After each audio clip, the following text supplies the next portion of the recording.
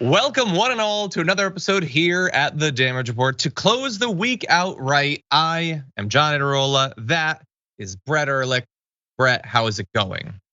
It's going better for everyone in the audience because they went an entire week without the dynamic duo, Bert and Ernie, except the person with the tall face is the Ernie archetype and the person with the round face is the Bert archetype. But we're here just to nail it.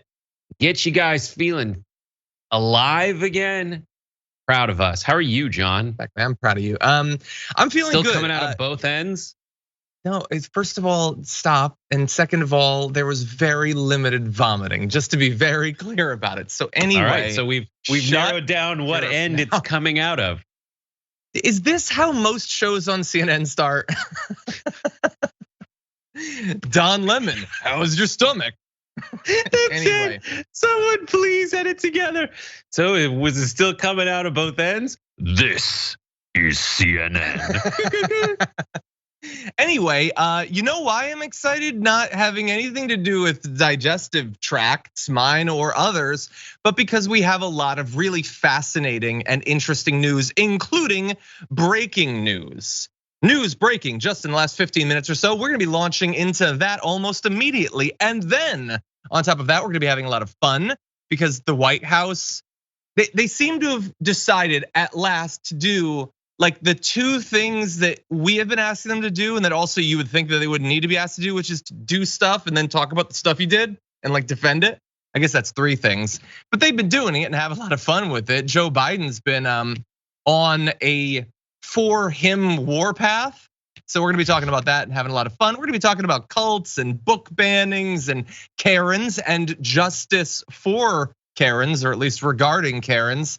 The boy who lived and wants to live forever, and then a whole lot more, including, if you're watching the full show, our garbage people of the week. I've got a first time garbage person, I think, for me at least. So excited for that. Brett, are you gonna be participating in Game Busters later on tonight on the TRT network? Yes, we're gonna play a game that's basically telephone meets Pictionary. That sounds fun. And you guys can play along and bust the game right open. Garnet phone or something, Garrett phone, Garrot phone. We just take the cord and phone. Garlic phone. Garlic phone. Exactly.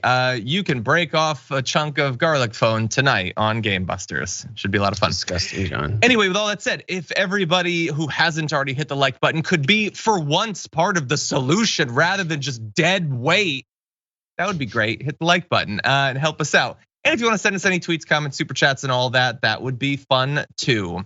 With all that said, Brett, are you ready for some news? Whether I am or not, you've been more than fair. I like it. Okay, let's jump into this. The defenders of Donald Trump have been saying, we need more info, something, anything that will make what Trump did seem acceptable. So you released your justification for raiding Mar-a-Lago, and we got a bunch of information about how many documents he'd stolen. So what haven't you released yet? I guess the affidavit, could you release that? Maybe that'll have something. Well, breaking news, it has been released. Still redacted in some places, although honestly, the argument for why they say they need to continue to redact it, that in itself looks pretty damning for Donald Trump. It's all according to the DOJ, so grains of salt all around, but they have released it. And first of all, they've revealed that 14 of the 15 boxes retrieved from Mar-a-Lago earlier this year contained 184 documents with classification markings. We finally have the breakdown of how classified they are. 67 were marked as confidential, 92 were marked as secret, 25 as top secret, and just one as threat level midnight. We don't know what's in that one just yet, but we're waiting to find out. So that's a lot of documents right there. And of the documents that they aren't yet willing to reveal, that are redacted right now still, they say this: the materials marked for redaction must remain sealed to protect the safety and privacy of a significant number of civilian witnesses. So not just civilian witnesses, a significant number of civilian witnesses, in addition to law enforcement personnel, as well as to protect the integrity of the ongoing investigation, to avoid disclosure of grand jury material in violation of the federal rules of criminal procedure. So there's multiple little spicy tidbits in that. They also say that Disclosure of the affidavit would likely result in witnesses being quickly and broadly identified over social media and other communications channels, which could lead to them being harassed and intimidated, which is not just a possibility. That's the only reason they want that information out there on the other side. They want to be able to hound these people into not participating. But Brett, you've got a bunch of documents, you've got significant number of witnesses, you've got law enforcement personnel that need to be protected. That all makes sense. And then not only an ongoing investigation, but references to grand jury material. Go. So this is one of the Rorschach tests based on what your pre-existing biases are. Like, it is very obvious that, and there's enough blots of ink that everyone can glom on to one or another. So the Trump team is gonna glom on to, well, who are these people? They seem to be you just basically say to me, oh, I just am looking after these, yeah, there's a lot of folks that you're basing all your movements on, and we don't know who those are. Why the opacity? And they've already moved the goalpost from show me the warrant to show me the affidavit. If there's so much as like a smudged letter on the Xerox of the affidavit, they're gonna glom onto that. And it is important that everybody understands they always already are gonna do stuff like that. The same way people on the left are probably gonna say, show me the, throw them in jail already. Our job is to sit there and say, well, what is the evidence for? What is the evidence against? And still remind people that Donald Trump, no matter how many like signed secret documents he brought to Mar-a-Lago, this is still a guy who should be in jail for a bunch of other reasons. The most important and germane of which is he inspired and conspired to create an insurrection to overthrow the Democratic results of an election.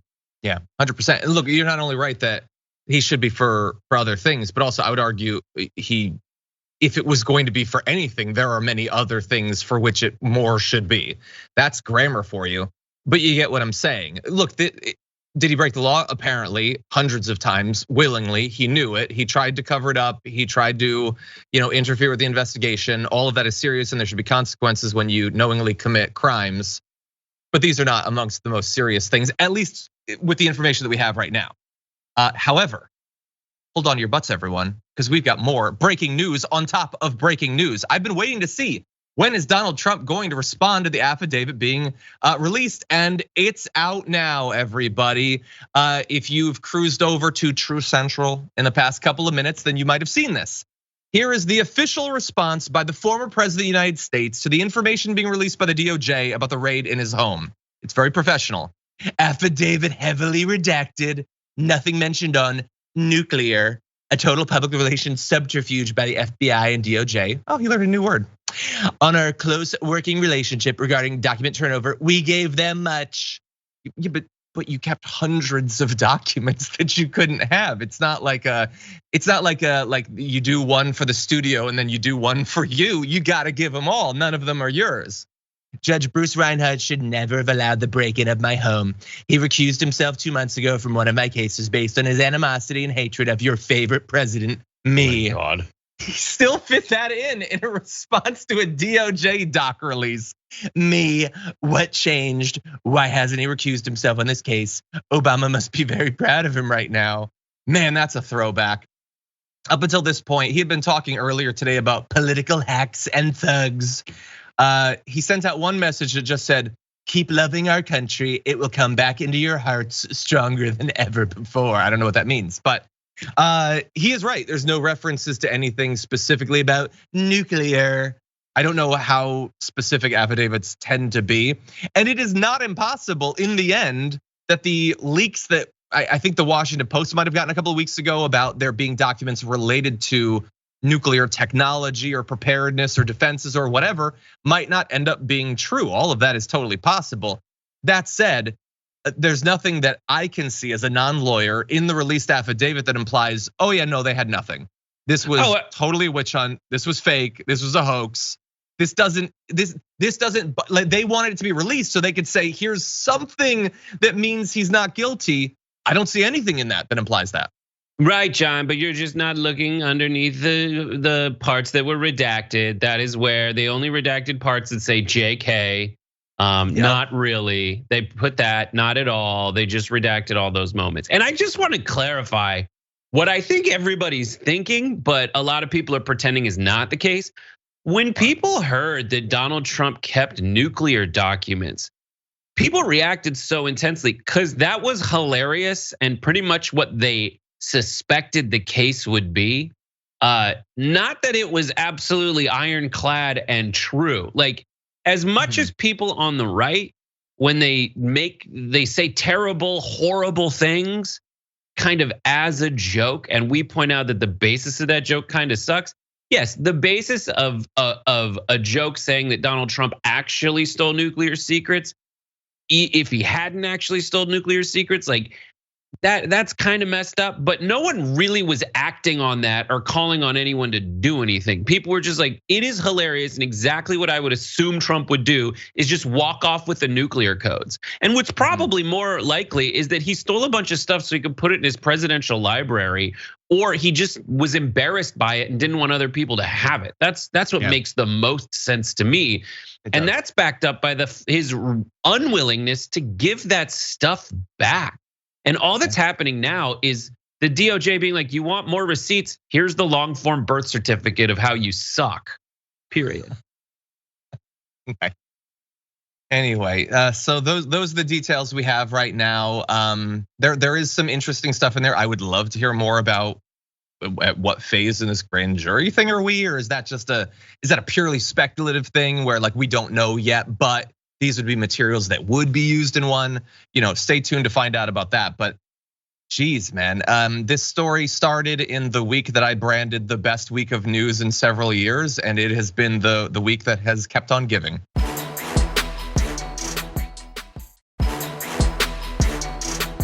But for our government just to say, okay, well, your debt is completely forgiven. Obviously, they have an agenda for that. They need votes in November. So the timing is a pure coincidence there as well. But it's completely unfair. Completely unfair that students that have already labored and paid for years and years and years, this huge burden of financial student loan debt, that would be forgiven is unfair. And she won't stand for people getting their loans forgiven, except, as you probably can already tell, she has had loans forgiven. Now, I'm not the one that discovered that or even publicized it. Joe Biden, the White House, and apparently a new social media manager, who we're gonna talk about a little bit, decided to take it hard to Republican hypocrites who have been talking so much about how unfair this is. So you can see there, the White House tweeting out, Congresswoman Marjorie Taylor Greene had $183,504 in PPP loans forgiven. And that was just the first blow, because she was not the only person who was crowing about how unfair this is and how terrible it is. So they started identifying so many of them. Now we're gonna give you the response of Marjorie Greene in just a minute, but they pointed out Vern Buchanan had $2.3 million in PPP loans forgiven. He apparently is an incredibly wealthy member of Congress, and yet for some reason desperately needed these loans. Mark Wayne Mullen had 1.4 million. Kevin Hearn had 1 million. And all of these they're very specific, very stripped down responses to a whole bunch of nonsense and BS. And I love the fact that it's all just the fact, just the indisputable fact that you are complaining about something that you effectively benefited from, and that you benefited many, many, many times over, literally hundreds of thousands of dollars, if not millions of dollars, that you were perfectly fine to have forgiven for you, but now that a student is getting it forgiven, suddenly you have a big problem with it. And it's one of the most effective, like sustained campaigns I've seen over the course of a day on social media from the White House. And as long as I can remember, they had something like 150,000 retweets on the main one. Like, people really liked seeing the 1-2 punch of a Democratic president literally doing something that was popular and that they campaigned on. They did it, and then they defended it vigorously on social media. And that is what people have been waiting to see for a long time, Brett. And so it was great to see it here. 70% of Americans support some student loan forgiveness. And this is the lowest number that people have thrown out there. This is a policy that 70% of Americans support. And I love that the Republicans are trying so hard to be against it. And the reason is because Biden did it. That's it. The Republicans have said very clearly they don't want to do pretty much anything, and that's their main position. They want to do all the stuff that happens behind the scenes. Nothing happens more behind the scenes than PPP loans, of which something like $600 billion has already been forgiven. The average amount, the max number you can get in forgiveness for your loans in the Biden's plan is $20,000, and that's if you have a Pell Grant. It's probably it's 10 grand is the normal one. 10K. There is a grants even. Yeah. And the average amount that was forgiven by the PPP loan was much higher than that in their overall amount. The average dollar amount forgiven for a PPP loan was $72,500. And these guys, and then let's talk about what they're angry about. They're angry that you're trying to get educated. They're angry that you did the stuff that Republicans complain the left and the millennials never ever do. Oh, why aren't you getting off your ass and trying to better yourself? That's what college ostensibly is. And not only that, that's what our boomer parents told us to do. And we did the thing that the conservative generation guided us to do. They're just mad about what we learned there. And that plays out everywhere else in their politics, all the way down to elementary school students. Yeah, look, they have to do what they're doing. They have to make this seem as if it's unfair, as if it's unpopular, and to some extent it'll work. They will move the numbers for a few points somehow. I mean, they made the ACA unpopular for people who finally got health insurance. Some of them still weren't happy to even have it because they were told that it was socialism or whatever. So it'll move the numbers a few points, but like if you're a young conservative and you just got $10,000 of your student loan debt canceled, like, you can't be that enraged by it, and that's a limiting factor, I think, on the Republicans' abilities here. Super brief, because we got other stuff we got to get to. But what do you want to say? Just people convincing you that the Obamacare is socialism. The fire department's more socialist than Obamacare. There's no private fire system that we're paying into.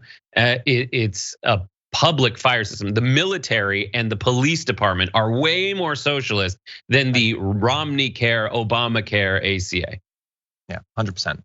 By the way, I just want to mention one last one. If we can go to graphic 4, Congressman Matt Gaetz, $482,000 in PPP loans forgiven. And by the way, none of this is intended to shame any of the ones who actually need it, because by the way, PPP had tons of fraud, and it's possible some of that is included in this. But it's to point out that it makes sense for the government to do things like this when there's a major crisis. COVID was a major crisis. These loans were needed in most cases to keep people in work. Like keep people employed. The student loan debt crisis was and is still a major crisis, even after this cancellation. It is a major crisis where more needs to be done. So they are not saying, like Nate Silver is trying to pretend that like, well, the Democrats don't realize they're actively saying that PPP was bad, but now it's like this, so that's bad. That's not what they're saying at all. They're saying the government can, should, must act when it's demanded. And in both of these cases, it was. That's what they're saying. By the way, in the response, so they pointed out Marjorie Greene first. She did this big tweet where there was transphobia and stuff, but it ends with "Go to hell, Joe." Okay, I mean it's it's so stupid too, because student loan, essentially, this whole thing can be understood as a voucher program now. They advocate for vouchers, but you just got a $10,000 secondary education or a college level education voucher. And that's what they want. And you get in the voucher system, you go to the college the school that you want. This is people going to the college that they wanted. Exactly. Rather than paying into a tax system that funds that. This is essentially ridiculous. Exactly. Okay, with that said, we want to talk a little bit about Biden's recent speech. He went out there, he's starting to do campaigning for better or worse. And so why don't we jump into this video? Folks, we're just 76 days away from the midterm election. 76 days. And to state the obvious, there's a lot at stake. So I want to be crystal clear about what's on the ballot this year. Your right to choose is on the ballot this year. The Social Security you paid for from the time you had a job is on the ballot. The safety of your kids from gun violence is on the ballot. And it's not hyperbole. The very survival of our planet is on the ballot. Okay, so all of that is good. All of that is true. Now, of course, that's not, it's not the most vigorous thing ever. It's not Bernie Sanders or whatever, but I want to see Joe Biden out there fighting. We've been asking for this for a year and a half, and he's centering values that we care about. And so that's good. And at the same time that he's talking about the things that need to be defended, he's also calling out Republicans. Take a look at this compilation. We also included a provision that would have allowed anyone with diabetes, including those kids and their families, that should get charged somewhere between $600 and $1,000 a month. How would you feel like being a parent, looking at your kid and knowing you didn't have the insurance and knowing if they did not get that insulin, they may die? There's thousands of people in America going through that. And these Republicans ripped that out of the bill, but we're coming back. If the MAGA Republicans win control of the Congress, it won't matter where you live. Women won't have the right to choose anywhere. Let me tell you something.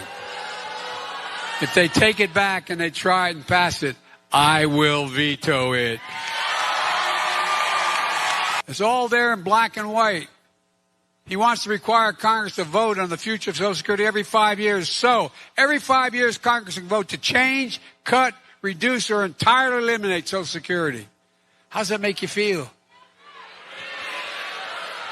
Do you want to put your Social Security in the hands of Ted Cruz and Marjorie Taylor Greene? So he's naming names. I would love, occasionally from the name like, Joe Manchin and all that. But he's right. Those things are on the line. Now, will he be a vigorous fighter after the midterms? Stay tuned, hopefully. But at the very least, he definitely does seem to have woken up. That's the most fired up I've seen him in some time, Brett. Yeah, I like it. I like that he's out there fighting and saying that the things he did that were good are good. And I like clearly signposting that kind of stuff about what's on the ballot. And I like that the things that they're pointing out are true. Yes. And undeniably true, because if you look at what happened, if you look at the abortion issue in Kansas, that was on the ballot, and Kansas, which could not be redder, said no, that's ridiculous. And so the job of politics in a two-party system is to crystallize the difference between your party and the other party, and make sure that people understand that whatever might end up in your large umbrella, that you really rally against the parts of your platform that are wildly popular. Not just that, but say this is specifically what we're fighting for. Yeah. And then define your opponent clearly. That's the part that I think can use a little work, where they say, listen, they say clearly, the Republicans are for you being in more debt. The Republicans are for you not having the right to choose. They are for being in charge of your body. They need to do a better job of that. But I like that things are happening, because I believe that the Republicans are the worst thing right now for America, and you need to say what you're for and what they're for, and draw a difference between the two. Exactly. No, 100%. Well, Dark Brandon, keep it up. Whatever you've been drinking recently, have another cup of it every morning. That'd be great. Keep it up. Okay, with that said, we do have to take our first break. When we come back, we've got some dramatic cult-related news. We've got some books being banned, so don't go anywhere. We'll be back after this.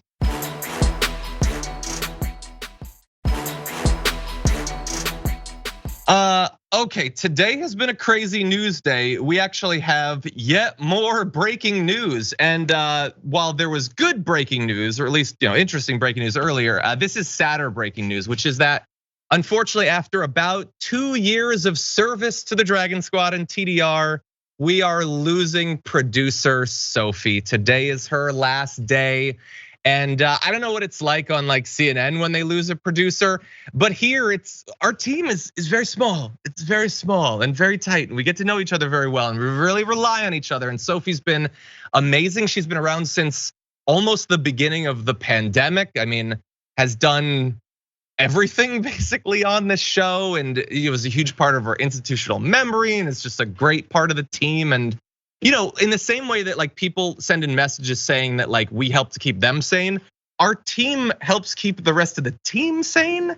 And so just like, joking around with Sophie on the meetings every morning and everything, it's very sad to lose her contributions and to lose Sophie. I'm sure she's going on to great things. And she's got a great dog going along with her in Margot, an absolutely adorable corgi, but Sophie will very much be missed. Not by me. Who needs you? Not by him. Soph? Not by him. Yeah. Sophie jokes at other people's expense very successfully because you don't get mad. You just go like, that was a pretty sick burn, dude. Exactly. And Sophie, I'm gonna miss you. Yeah. Sophie, who my brother was like at an event in Long Beach, like a political event, and Sophie was just like volunteering at it, just to give you an idea for. And Sophie's been with the organization for quite some time. Previous even to the pandemic, but for TDR, she's been here for most of the pandemic. Yeah, and that's all John cares about. But I care about the whole person and their whole journey. And as soon as she's out that door, John's never going to think about her again. But I have, and this goes for you too, Marisa. I tattoo the face of everyone who works at TYT on my back. You never see it because of the shots we do, but on my back. Marisa's sometimes face, interviewees face. Interviewees, just when I hope, when I think we have something coming down the pike. Yeah. Anyway. But yeah, yeah. Great. Potato says you'll be missed, Sophie.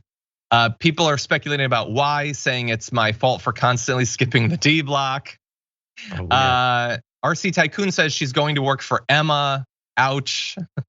Anyway, and Groove Dragon says it's Sophie's choice. I'm sure she gets that a lot. But anyway, Sophie, you shall be missed. The second Sophie to leave the damage report. She is the second Sophie actually to leave the damage report. We pretty much only hire people with like 3 different names here. We're on the lookout for another Angel, perhaps. But anyway, with that said, thank you, Sophie. And we will return to our news. It's gonna be a very weird story to transition to after. It's also, as Brooke points out, the second corgi owning Sophie to leave the show. I feel like Margot's not all corgi, by the way. No, I don't think she is all corgi, but whatever has been added is also adorable. Okay, with that, let's do some news. You might recall that during Amy Coney Barrett's Supreme Court nomination hearing, some details came up about an organization that she was involved in, which has been likened by many as a cult. Some say that's totally unfair. Well, some newly leaked footage shows that, I don't know, maybe there's something to it. This is the People of Praise. It's a secretive Christian faith group that counts Amy Coney Barrett as a member, up into including now. They apparently consider women's obedience and subservience to men as one of its key early teachings, which is just so much fun. This is according to leaked remarks as well as writings of the wife of the group's founder, who was nice enough of the group's founder to allow her to write. That was nice of him, how progressive. Anyway, here's a bit of the video from the People of Praise. And suddenly we were having teachings on headship and the roles of men and women and all sorts of things we hadn't counted on at all. And some of the women who are still in my women's group, as a matter of fact, would wear sunglasses all the time because they were always crying, okay? And would have to hold on to their chairs every time somebody started teaching because what are we gonna hear this time?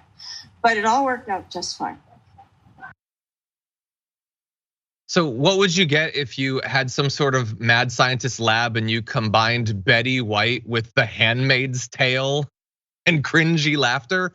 Something like that, actually. She was describing an absolutely horrifying ordeal. Women who were so beaten down by the experience they were undergoing, so terrified about what the future might bring, that they could not stop crying. And they would literally grip the furniture because they had no idea what insane thing a male religious zealot was gonna bark at them that was gonna strip away their rights, consign them to humiliation, degradation, and they knew they would have to accept that. Whatever this insane man yelled at them would be their new nightmarish reality. And that woman looks back on that and says, it all worked out, and all the men in the room laughed and laughed. It's great for them, great news for them that the women were put in a position where they were forced to deal with this. Do you know how weird you have to be considered a weird religion? Like, this is way weirder than normal Christianity, where a man chants a dead language and then makes you drink another, like a dead man's blood, and eat his body so that you, after you die, cannot be dead anymore. Amen. Yeah, that's the normal one. Like that's the baseline. And in Can I give you some Judaism, details? it's what's that? So you're talking about how this one's comparatively weirder. I have some details. I want to buttress what you're please. saying. So there's the overall philosophical constant of complete obedience of women to their husbands. I mean, I think that's the goal for many religions, but this one was founded on it. So also, let's see. Former member, these are former members in the group talking about their experience. All decisions about finances and dating relationships were made by the men. They were encouraged to speak in tongues and perform exorcisms.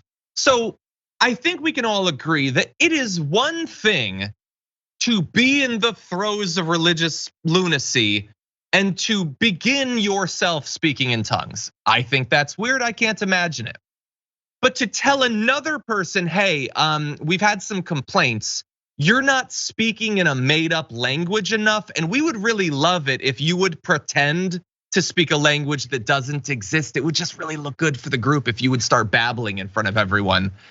That's so much weirder than just doing it yourself. For me, a lot of this argument falls apart when you realize that she is like a Supreme Court justice. So obviously this church doesn't preclude you from getting like big time jobs. I think it's they've allowed her to have a job that allows her to pursue their philosophy as judicial dictate. It's more the aspirations of religion, not to like the betterment of the self in one's personal relationship with their Lord, but rather the changing of societies in ways that actually go against the founding principles they say that they hold so dear, but rather to further not American ideology, but this weird theocratic absolutism onto all of us in a way that if you actually read the text of the Bible, Jesus wasn't too keen on.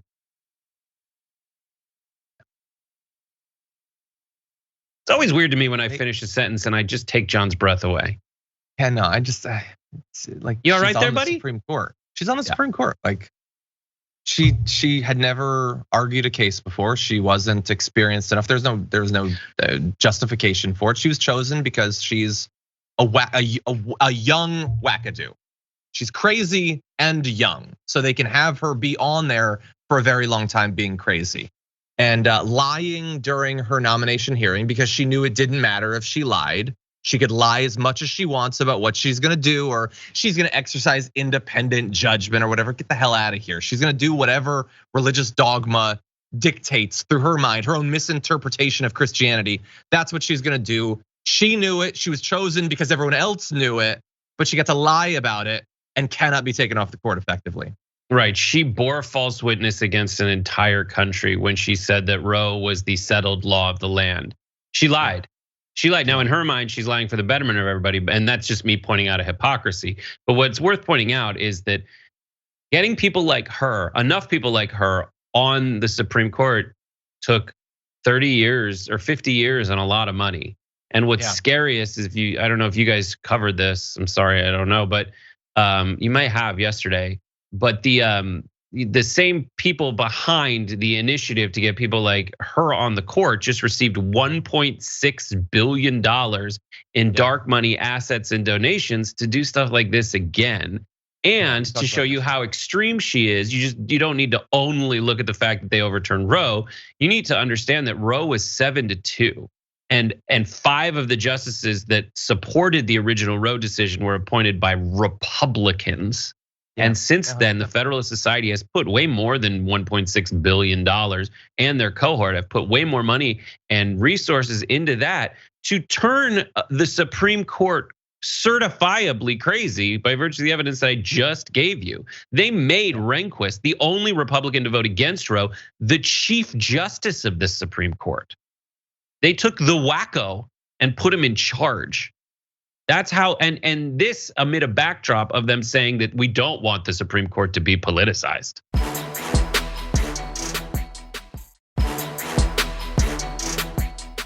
Okay, with that said, sort of related topic that we need to transition to, so let's jump to this. I will never stop finding it endlessly funny that Dave Rubin decided to publish a desperately try-hard book called Don't Burn This Book, like a year and a half before everyone on his side of the aisle, everyone in his political ideology began a full court press to ban as many books as possible across the country, while literally arguing on OAN about how it's good to burn books and using Nazi book burnings as a defense of banning books. And that campaign continues in multiple parts of the country, coming in multiple forms, all of them unacceptable and in some cases quite ridiculous. So let's start with a Texas middle school. It's named after a Black author. That school is now saying his biography isn't appropriate because some sections aren't acceptable. And so they're saying we can't let them read the biography of the guy the school they're in is named after. We don't know exactly what in the biography is supposed to be unacceptable. It has been speculated that in one of the early chapters, he talks about the fact that one of his friends was lynched. And that might be the thing that they find unacceptable because acknowledging and talking about the reality of lynching, as well as the fact that this guy was, I believe, the great grandson of a slave, acknowledging that we are not that far off of slavery. These are things that are unacceptable to many of the people engaged in mass book bannings. And so you have that. You have an Oklahoma high school English teacher placed on administrative leave earlier this week because she told students how they could access banned books outside of the school. There's a service that they could potentially use through the New York Library that will allow them access to books. You're not allowed to do that either. So it's not just that you can't give them the books or read them the books. You can't let them know how they might theoretically find the book somewhere else. And so, look, I don't think that we have time to go through all of the details, but we now have this situation where this teacher is talking about the fact that many school children are going to school and finding that the bookshelves have been stripped bare or covered because the teachers can't yet attest to every page of every book, and they have to. They're now required in some areas to personally vouch for every single book in whatever assortment of books they have available because we don't know what might slip through. What might be totally unacceptable, books that have been on those shelves for years or decades, now so dangerous that we can't chance a student might accidentally read a stray word or find out about the experience of a person who has a life kind of different than their own in some way. And so that teacher got forced out. They tried to pretend that she had like willingly resigned, and we're still going through the revolutions that since then, but we'll have more of these details, Brett. But look, we've been tracking this now for months. It's 400 books here, list of 1,000 there. This is their hobby now, is trying to find more books to throw onto the heap. This combined with the elitist Republican backlash to higher education proves that they don't want you to know anything. They don't want you to know anything. And I definitely want to say, if you want a kid to go to the library, tell them that you're banning something in it, because otherwise they're not gonna go.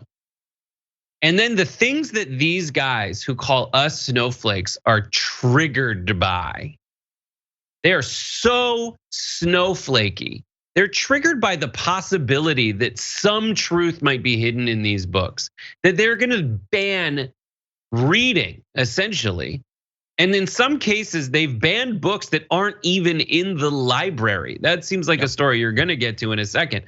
But like these folks who are, as John points out, against censorship, they say, for freedom, they say, and against carefully curating how they're gonna indoctrinate kids, are going through page by page and removing stuff from an area, not where they're forcing you to read anything, but simply a place where books sit on shelves. They are afraid you might exercise your freedom and go find knowledge.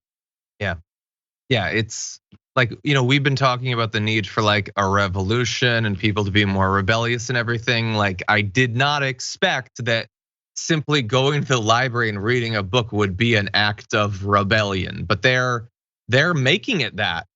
And it's not just the banning the books, that would be bad enough, but the overall demonizing of higher education, I mean, you're seeing that constantly in the attacks against the student debt cancellation, let alone all of the pundits whose entire career now, Charlie Kirk and Ben Shapiro, they're saying to defund universities, don't go to college, as well as the demonizing of teachers themselves, trying to pretend that they're all predatory pedophiles.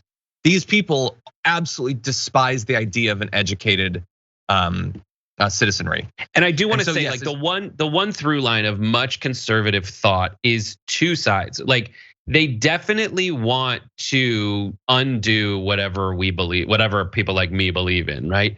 But they also they pretend that government run stuff is bad because the idea of government run stuff is bad. So public schools, public education, the post office, the fire department, everything, that they want to privatize it because government is bad. That's false. They want to privatize it because they want to make money off of it. They see in this world where they've gotten so crazy to the right in terms of what they've convinced their people to vote for and who to put in office, that all they're doing is like a cancer eating away at real institutions that might have the chance to do good, only so that these scumsuckers can make money off of it. That's why they want to privatize schools and get rid of Disney even. Like they just want to make money off of stuff. Yeah, but I do think though, like if they could flip a switch and turn all of the public schools into private schools, that would not by itself satisfy them. They'd love to have the money, but they also do not want certain types of education, even aside from the profit motive. But I think that framework allows them to make the changes that they also want. Sure, definitely. You had referenced, we'll just briefly mention, there's Bonners Ferry, Idaho. Public library there getting inundated with complaints about a number of different books, more than 400 young adult books with LGBTQ characters, scenes describing sexual activity, oh no, or invoking the occult, which by the way isn't real. Here's the issue, none of those books are in the library. And the people don't care. Good. They don't care that the books aren't there and you can't get them. You literally can't read them. You can't open them. They're not there. You can't look at the cover. You can't even judge the book by the cover because the cover isn't there. But that isn't good enough. They're preemptively attacking the idea that somewhere else there might be books. These people have lost I don't want to swear. They've lost their minds, basically. This is the Karenization of America, but dispatched at librarians, who I think we can all agree have had it too easy for too long. And something needs to be done to take them down a peg or two. Anyway, with that, oh God, really fast. Can we go to this last graphic, number 13? No commentary. A woman in Katy, Texas called the cops on a book. There was a book and she called the cops because she found it to be unacceptable. She wanted her grievance against the book to apply to the entire school district. Anyway, with that said, we're gonna take our second break of the hour. Don't go anywhere. When we come back, we do have a specific Karen and it was caught pretty fast actually. It's nice to see justice in this area. We'll get to that after this.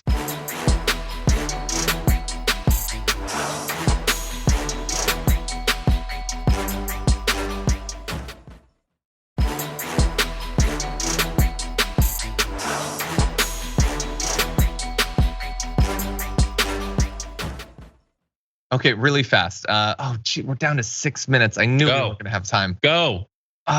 6 minutes isn't enough. Okay, let's jump into it. We didn't even talk to you. Why did you walk up to us to talk to you? We were minding our own business. Indians, that's why. Oh, these Indians, they come to America because they want a better life. Yes. But they're obviously not living the great life in India. You are the one who's racist. Why do you make comments like that? You come from our country and you want. You just said you're Mexican. How does that make sense? I'm a Mexican American. I was born What here. makes you think that we are not Were you born Americans? here? What makes you think that we are Because not? of the way you speak. Because I'm a Mexican American, But I'm not I speaking speak to you. English. Leave the I'm Mexican, and I paid my way here. What? Why would you come and talk to us and make a racist Some camera off. Don't I'm not touch. gonna- See? I'm You not don't gonna touch me. talk to you. Oh my God, guys, record. She's hitting me. She's hitting me. Oh my God. Oh my God. Oh, she's hitting me. She's hitting me. You better turn that damn phone off, or I swear to God, That woman is, according to her, an American citizen, and America is very, very lucky to have her and people like her. That was a absolutely horrible attack a literal physical attack against a group of Indian American women happening apparently in Dallas. And look, we've seen this sort of thing before. All of the elements are there. The focus on where someone was born, the attacking the way someone speaks, the feeling the need to involve yourself in the life of other people who are just trying to go about their life. Those women had apparently been out, they went to a restaurant, and then they were accosted by this violently insane person who thankfully, and this is the good news, and we don't often get to say this, was caught almost immediately. And so she is now facing charges. You can see this picture right here. Esmeralda Upton facing charges. This confrontation happened just Wednesday night outside the 60 Vines restaurant in suburban Dallas. On Thursday, Plano cops identified her and announced her arrest in the afternoon. She's facing one charge of assault, bodily injury, as well as one charge of terroristic threats. She's being held on a $10,000 bond, and there might be other charges because the cops say they are looking into this as a hate crime, which seems very reasonable. I don't know what else you could classify it as. Brett, what do you think? In some of these Karen videos, there's ambiguity as to who's at fault. And that's when I understand the Karen pulling out the camera. But after you're just hurling racist epithets at people, for you to then take out your camera and film it, like, what do you think you're capturing? Because it isn't gonna exonerate you. No, not at all. No, it's good. It's good to see justice. No one should experience anything like this. These women must have been terrified. Because it's Dallas. That woman could have pulled a revolver out of her purse and started shooting. You don't know. It'd just be so terrified. You just hate their accents. That's all it is. That's all it is. And I'm not an expert on people who come from South Asia, but I did just watch Never Have I Ever this last season. Hammer watched it, went all the way through. Indian people are delightful. You should get to know them. And there's an easy access way to get a little bit of cultural knowledge into your daily life, and it's on Netflix. Thank you. Check it out, I guess. It's anyway. So dumb. It is so hilarious. Like, does this woman hate her mom? Does she talk to that way about her mom? Like her family who came to America? You realize for you to be born here as a Mexican American, someone in your family was not born here and was in this exact same position, you doink. Yeah, no, it's look, this is what so many awful Americans are like. It's like, oh yeah, no, I get that it's like sort of the same thing, but I'm an American. I get to be American. You don't get to be an American. And even the way she described it in real time was, yeah, you know those Indian Americans, they come here for a better life.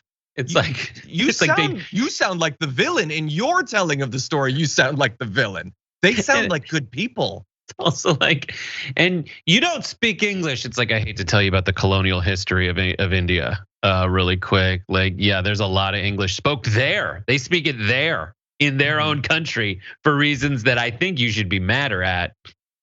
Yeah, can we be free of this? Like this just happened this week. This is the 1000th incident like this that has been taped, at least. Right now, there are people like little sleeper cells of Karen in cities around the country waiting for their day to do this. We've been lucky that up until this point, they haven't been within earshot of someone just speaking to other people. But if that ever happens, then oh my God, they're going to be unleashed. And there's a lot of unfair stereotypes about Indian Americans. None of them are that they come to America and leech off society. Like there's a lot of uphill battles that Indian Americans have to fight against their perception in this country. None of them are that they're lazy. Yeah, she doesn't even understand her own racism. Anyway, with that said, that is going to unfortunately be all the time we have for this first hour of the Damage Report. But thank you everyone on the linear platforms or on the podcast for watching and listening. If you're on the podcast, by the way, now would be a great time to rate and review the podcast on Apple Podcasts. It's apparently super important for discoverability. So to help us expand our community and get the progressive message out, that would be a great way to do that. And maybe on Monday, we can read some of the most recent reviews on Apple Podcasts. So get in there and might get right on the show. For now, though, we do have the aftermath coming up on the other side. We've got garbage people to throw away, including your community garbage person of the week. So don't go anywhere. Brett and I will be back in just a few.